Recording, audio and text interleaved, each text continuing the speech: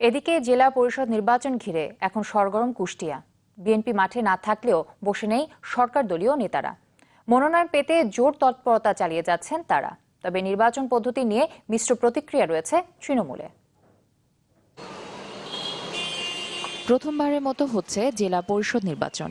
দেশের অন্যান্য জেলার মতো ভোটের উত্তাপ ছড়িয়েছে কুষ্টিয়াতেও। ভোটের মাঠে বিএনপি না থাকলেও সরব ক্ষমতাসীন আওয়ামী লীগ। দলের সমর্থন পেতে দৌড়ঝাঁপ শুরু করেছেন সম্ভাব্য প্রার্থীরা। কুষ্টিয়ায় আওয়ামী লীগের 7 জন সমর্থন থাকলেও কেন্দ্রে পাঠানো হয়েছে 3 জনের নাম। এই তালিকায় ঠাঁই হয়নি বর্তমান প্রশাসকের। আমার নেত্রী যদি মনে করেন যে এখানে আমাকে রাখলে আরো ভালো কাজ করা সম্ভব, উনি আমাকে মনোনয়ন দিলে, আমি আশা করি মনোনয়ন দিবেন, মনোনয়ন দিলে আমি করব, না দিলে আমি এর ভিতরে যাব না। সমর্থন পাওয়ার দৌড়ে রয়েছেন জেলা আওয়ামী লীগের সভাপতি সদর উদ্দিন খান এবং সাধারণ সম্পাদক আসগর আলী। আলোচনায় আছেন সিনিয়র সহ সভাপতি হাজী রবিউল ইসলামও। জননেত্রী শেখ হাসিনা যদি তৃণমূল এবং 3টি স্তরের যে বিধান দিয়েছে, আমি মনে করি সেই জায়গায় আমি আমার গ্রহণযোগ্যতা আসবে বলে মনে করি।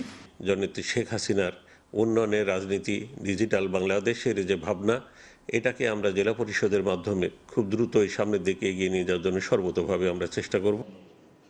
যদিও জেলা পরিষদ নির্বাচনে অংশ না নেয়ার ঘোষণা আগেই দিয়েছে বিএনপি। উপজেলায় 2 নম্বর করে নির্বাচন করেছে, পৌরসভায় 2 নম্বর করে নির্বাচন করেছে, সব জায়গায় দে আর দি ভোটার অব দি জেলা পরিষদ। তখন জিনিসগুলো বুঝতে হবে, সেই জন্য এখন জেলা পরিষদের নির্বাচন দিচ্ছে। কারণ এই নির্বাচন করার থেকে আমি মনে করি মরা গাছের গোড়ায় পানি না দিলে আগায় ঢালার সমান কথা হবে। জেলা পরিষদ নির্বাচনে সাধারণ মানুষের ভোট দেওয়ার সুযোগ নেই।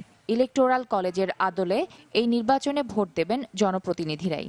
তাই এ নিয়ে সাধারণ মানুষের মধ্যে রয়েছে মিশ্র প্রতিক্রিয়া। তৃণমূলের যারা ভোটার, তাদের যদি এই ভোট দেওয়ার সুযোগ থাকতো তাহলে আমরা আরো খুশি হতাম। আমি যোগ্য হিসাবে মোটামুটি আমি ভোট দেবো, বুঝছেন। কারণ আমি ভোট দেবো কারণ যেহেতু এটা জেলা পরিষদ, এটা গুরুত্বপূর্ণ জায়গা। আমি চাইবো একজন সৎ এবং যোগ্য সমাজসেবক, বিশিষ্ট ব্যক্তি যারা সমাজ সচেতন, তো সেই রকম যোগ্য ব্যক্তিকে আমরা ইনশাল্লাহ নির্বাচিত করব। 28 ডিসেম্বরের জেলা পরিষদ নির্বাচনে চেয়ারম্যান ছাড়াও ভোট হবে 20টি সদস্য পদে। এর মধ্যে সংরক্ষিত নারী সদস্য 5 জন। কুষ্টিয়ায় এবার ভোটার তৃণমূলের 922 জন জনপ্রতিনিধি। Desk report, channel 24।